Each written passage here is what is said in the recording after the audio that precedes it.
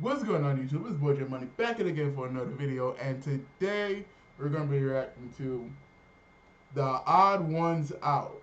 This dude is funny as hell and he speaks the truth. I swear. Anyway, we're gonna talk about conventions. Conventions, man, I miss them. I miss them so much, I swear. That'll be the only time for me to geek out. Well, other than here in this room.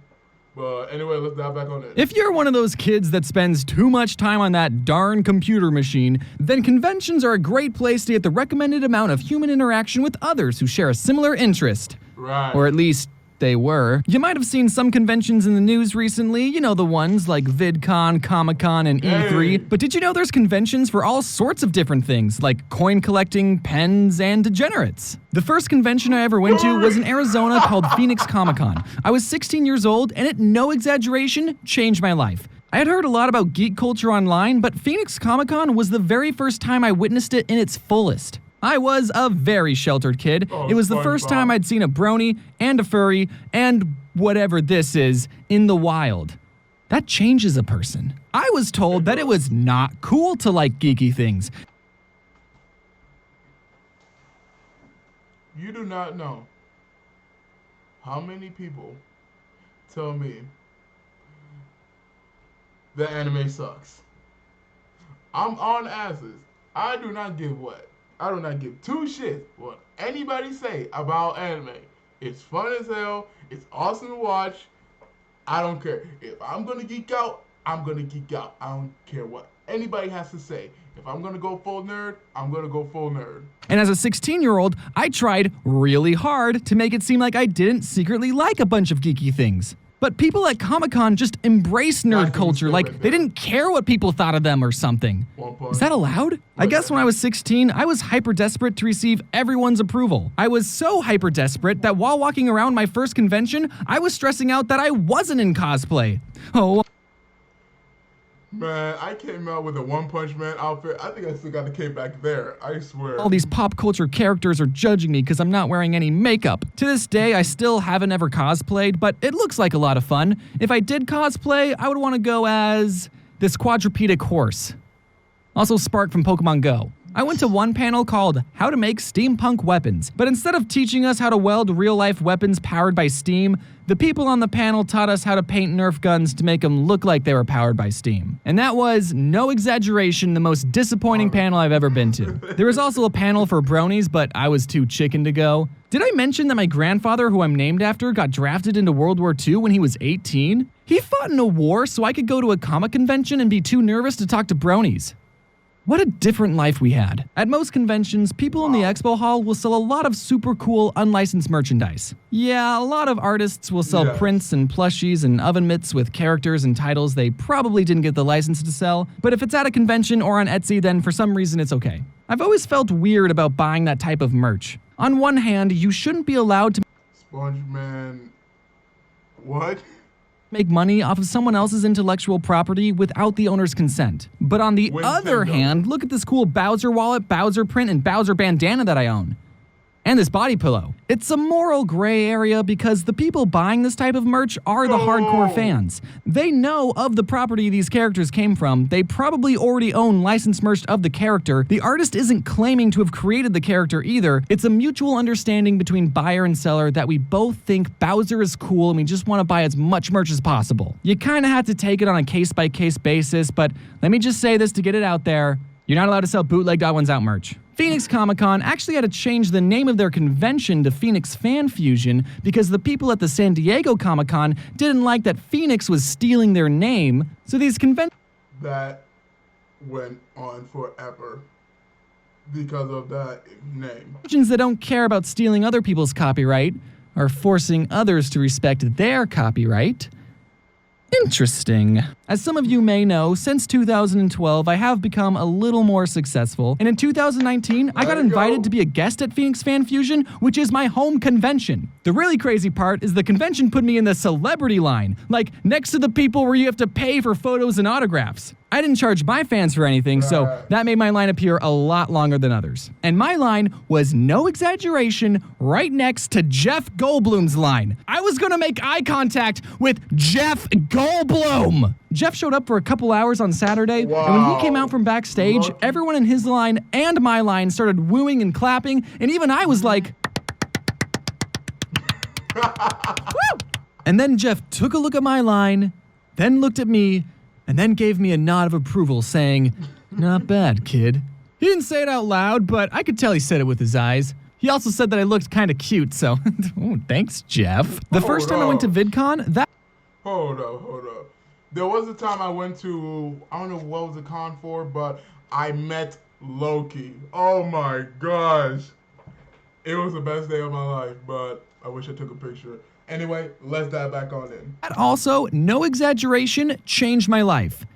Again, it was the first time I met all these YouTubers that I've been watching for years, and okay, I'll admit, at first I was kind of fanboy-y, but I've gotten completely desensitized meeting other YouTubers and feel no joy anymore. When I meet another YouTuber, I say, oh, you make videos in your bedroom?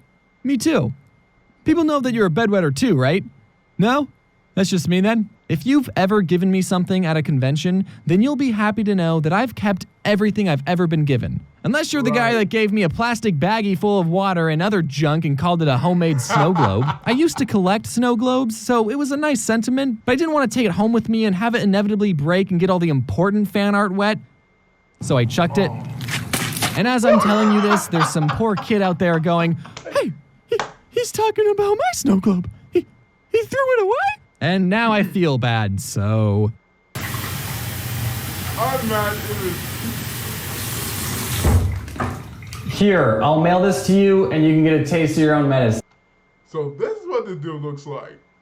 I don't know why this is such a popular question, but a lot of times people will ask me, what's the weirdest fan interaction you've ever had? I think they think that some of you are cringy. I never have an answer for them because all my fans are super nice. Yeah, someone gave me a bag of water, but that's not weird, that's nice! Okay, I have received fan mail from a prison, which is true, so I guess some of you aren't law-abiding citizens. Going to conventions and meeting fans and being on panels is a lot of fun, don't get me wrong, but it doesn't give you a lot of time to really experience the convention. Since 2017, when I would go to a convention, it would mean I was working. I still had a fun time, but I didn't really get to just relax with friends. That is, until I went to a convention last December called MFF, which stands for Midwest Fur Fest. Now, James, did you go to a furry convention? Well, I went with some friends to a furry convention so that I could actually enjoy a convention and not have to work. Although I still got recognized even though I was wearing a disguise.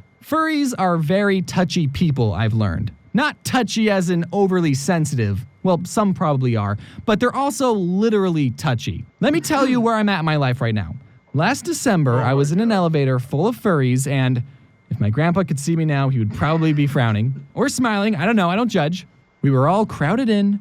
There was a moose breathing down my neck, and we stopped at a floor because more furries wanted to come in. So I backed up to make more room, but I backed up a little too close to the moose, and he grabbed my hips, and I went, ah! In my mind, I didn't say it out loud. In real life, I went, so that was probably the... Pause there.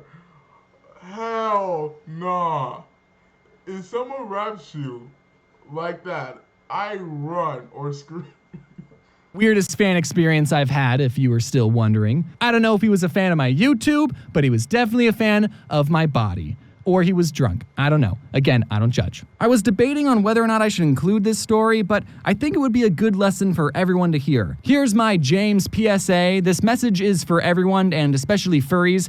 Don't touch people without their permission. In the moment, I stayed quiet, but that sort of behavior isn't okay and I should have spoken out. Hopefully, most of you are mindful of other people's personal space. However, at least one of you went to prison, so I don't know. Overall, it was the best ironic trip ever. At the end of the day, conventions are a lot of fun, and I really, really miss going to them. And when it's safe to do so again, I recommend you try and go to one you're interested in. And Grandpa, I'm sorry if I disappointed you. Hello everyone, I hope you all aren't going too stir The fact is, it says don't be a furry on the little plate is so unbelievable. Anyway, I have my run-ins with conventions. They are amazing. That's the only, well, there are a lot of places you can geek out if you have like a geek group.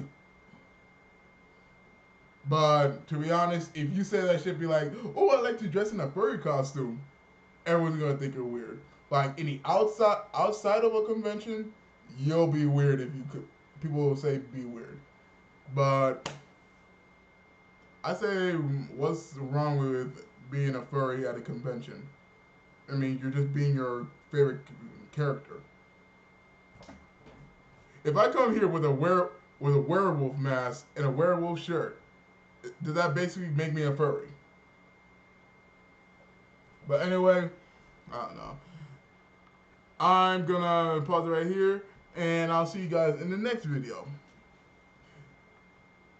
Oh man, I missed the conventions. Tell me when they're coming back. I really want to go back to them.